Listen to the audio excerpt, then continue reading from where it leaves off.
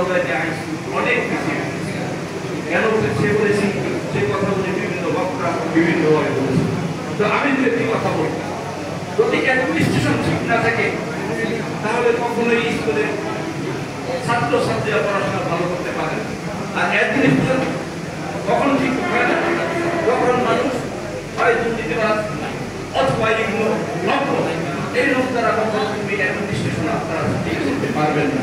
আপনারা ওদিকে হেডমাস্টার যদি দেখেন, দলিল স্যার, জামাল স্যার, ইউএনওলিসের যারা টিচার ছিলেন তাদের অ্যাডমিনিস্ট্রেশন এবং তাদের ছাত্রদের কন্ট্রোল করার যে ক্ষমতা ছিল, আজকে দলিল শিক্ষকদের সেই অবস্থান আছে কিনা আমার জানা নেই।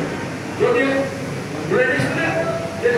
আমার স্কুলের ছাত্র সংখ্যা কমে গেছে, এটা শুধু নদীর কারণে কমেছে এটা আমি বিশ্বাস করি না।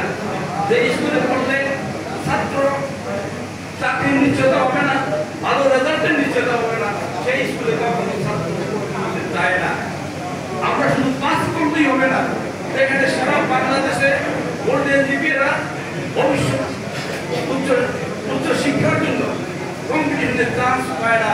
সেখানে যদি শুধুমাত্র পাস করে যে স্কুলে, সেই স্কুলের ছাত্ররা কোথাও গিয়ে স্থান পাবে না। তাই আজকে আমাদেরকে অবশ্যই স্কুলের শিক্ষার মান উন্নয়ন করতে হবে। আর এই শিক্ষার মান উন্নয়নের জন্য যোগ্য শিক্ষক দরকার। এই